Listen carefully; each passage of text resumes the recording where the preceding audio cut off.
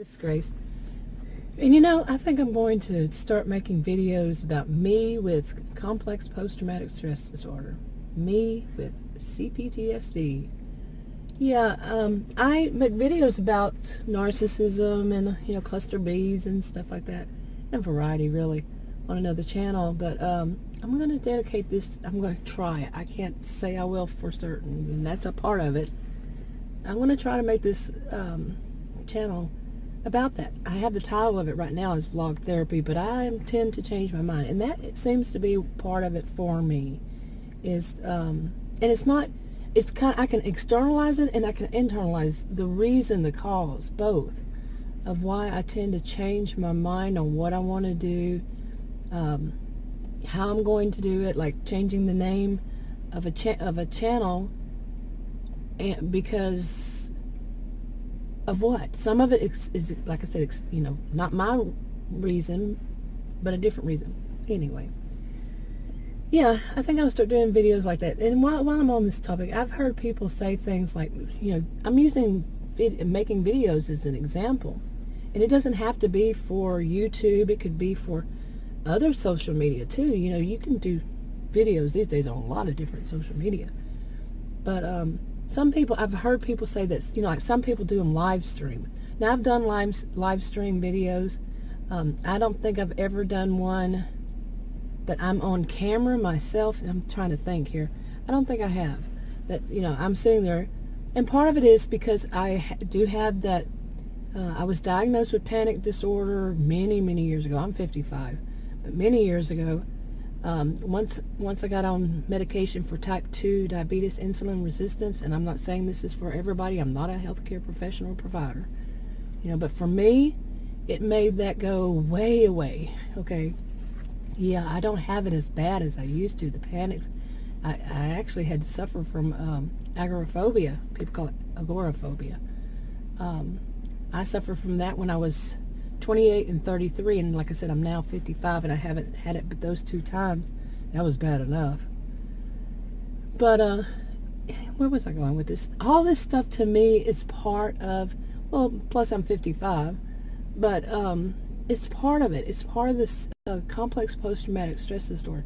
Now, I'm a very educated person, and my degrees are in psychology and sociology, and I have read recent research on complex post-traumatic stress disorder versus borderline personality disorder, and because a lot of people say that that you can easily get these confused. So I read one that was comparing the two, and yeah, I fall into the CPSD part. I've never been diagnosed with borderline personality disorder, so it wasn't a question for me, but I wanted to see the comparison for mainly other people who are wondering, because I do know someone, she suffers excuse me, she suffers from post-traumatic stress disorder, but I have wondered if she suffers she was diagnosed, she was diagnosed with borderline, but she suffers from post-traumatic stress disorder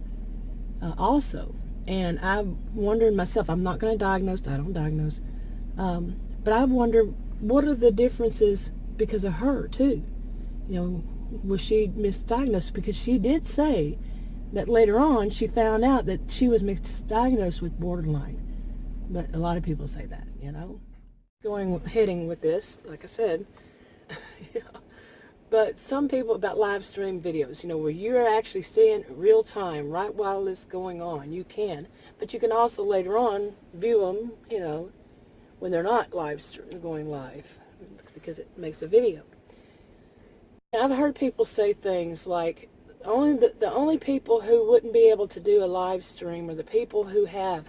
And then they go into this thing of saying that these are the people who can't do live streams are the narcissists. I'm like, what?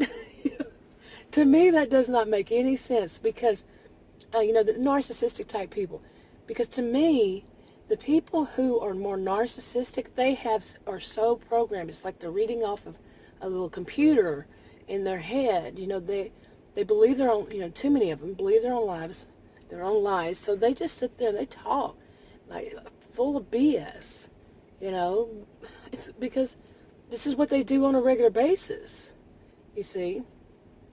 Now, I'm not saying that everybody who does live streams are lying. No, what I'm saying is that narcissists wouldn't have as much trouble just talking because they've, you know, like I said, they have these practically recorded in their head. You know, they're just reading off a recorder, computer. Now, people who are real, put it that way, people who are, just regular old people, not narcissistic and not all involved in self, all that. They might have a more difficult time being, it's kind of like stage fright, and you got that, and, I've taught at both college and university, so, yeah, I still have it every once in a while, but not so much. But I think somebody who's real, they wouldn't be able to do it because they haven't programmed themselves like that. They're more off the cuff. I don't know.